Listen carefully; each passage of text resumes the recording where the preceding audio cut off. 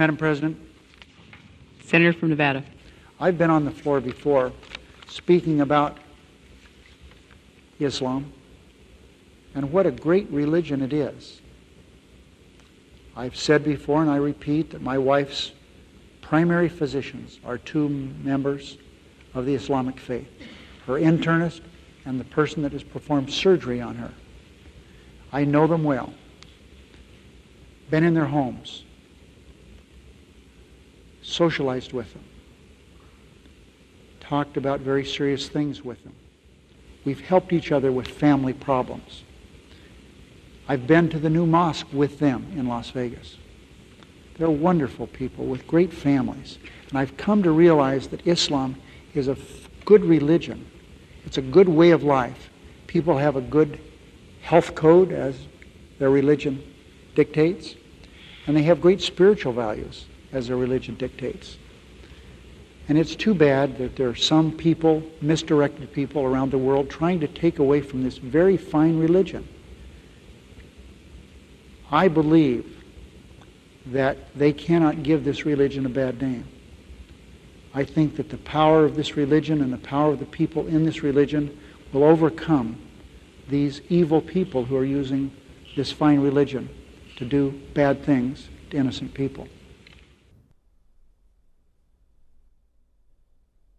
Islam is a religion and a political system that dictates that one must carry out warfare against unbelievers until they either convert or submit. And this is the justification that the terrorists around the world are using for what they're doing. And that justification is based on core elements of Islamic tradition. That being the case, it's very difficult for moderate Muslims, peaceful Muslims, to stand up within the Islamic community and to say this is not part of Islam.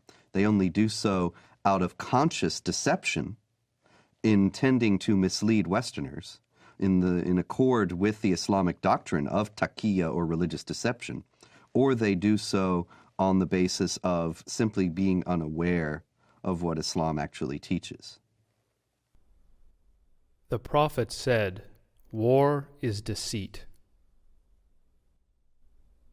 Lying, generally speaking, is not allowed in Islam. But unlike other religions, there are certain situations where a Muslim can lie, and that would be acceptable, even encouraged. This concept called al-taqiyya. Al-taqiyya means prevention. So a Muslim is allowed to lie to prevent harm that may come to him or to Islam. When one is under pressure, one may lie in order to protect the religion. This is taught in the Quran, chapter 3, verse 28, chapter 16, verse 106. There are certain provisions for lying. So a Muslim can lie for the cause of Islam, can lie to keep peace in his family, so he can lie to his wife. A Muslim can lie to his fellow Muslim to keep peace in the society. Muhammad himself ordered people to lie. When people that he ordered to go and kill somebody, they told him, we cannot kill him unless we lie to that person. He said, okay, fine, lie. The Apostle said, "Who will rid me of Ibn al-Ashraf?" Muhammad bin Maslama, brother of the Bani Abdul Ashal, said, "I will deal with him for you, O Apostle of God. I will kill him." The Apostle said, "Do so if you can." He said, "O Apostle of God, we shall have to tell lies." The Apostle answered, "Say what you like, for you are free in the matter."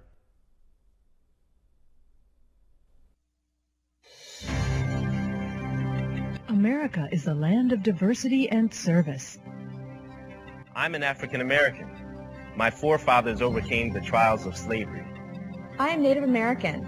I am a journalist, wife, and mother. I'm of European heritage. One of my ancestors was a member of the Continental Congress. I'm Hispanic American. I've been a Girl Scout since I was 6 years old, and now I'm a troop leader. I served in our nation's armed forces, as have many of my relatives. My father served 2 tours of duty in Vietnam. Another fought for freedom at Gettysburg. 2 of my uncles fought for our country in the Korean War.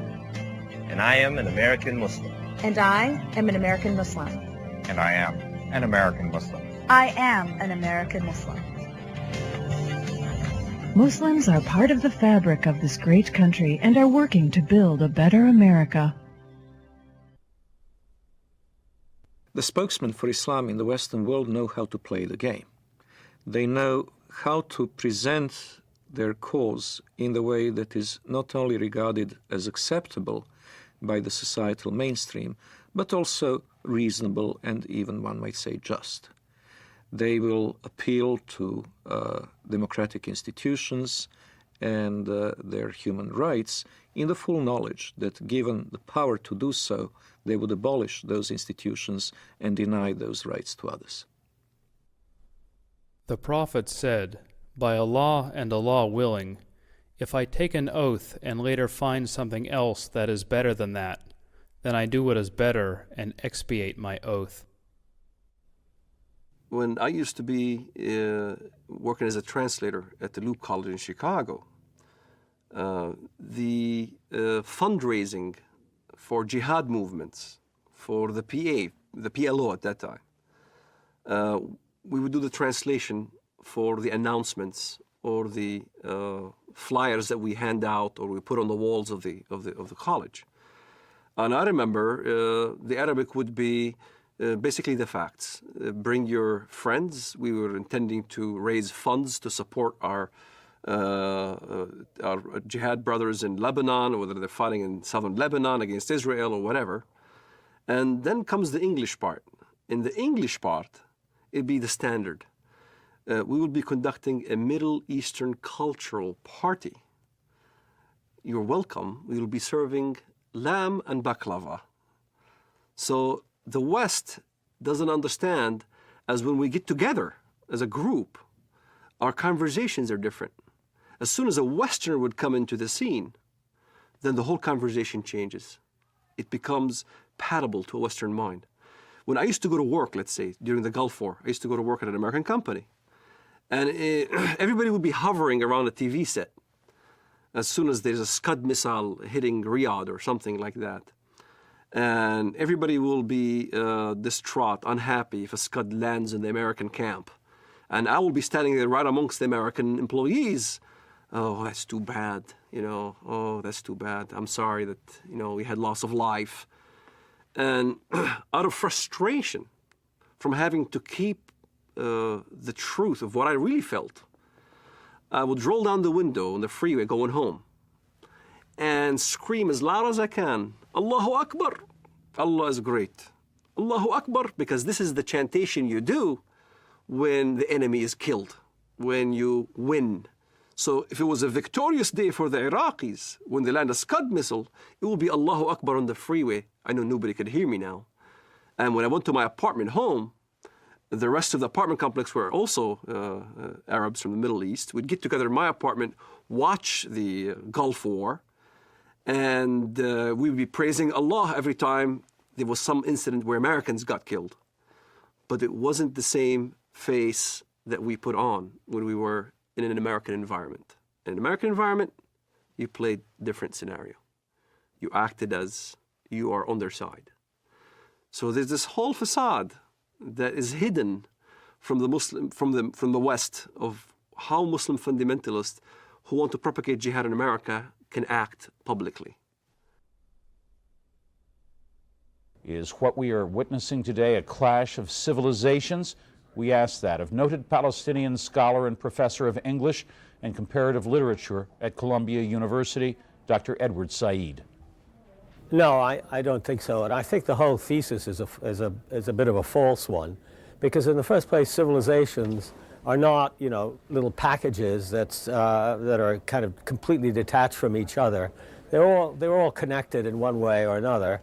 And, you know, so-called Western civilization has many elements of Islamic and Confucian and Latin American and Russian, all the things that...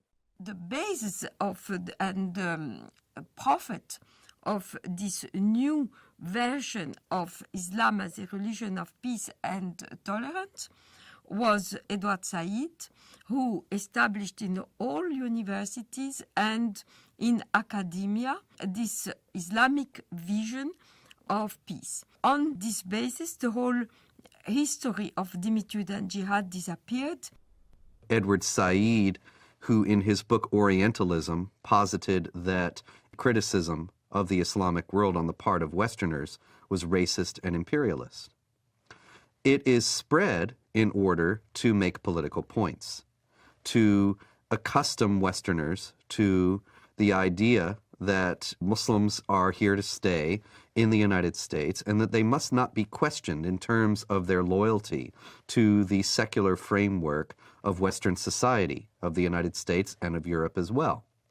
That they must not be questioned in this despite Islam's historical, political character, because Islam is a religion of peace.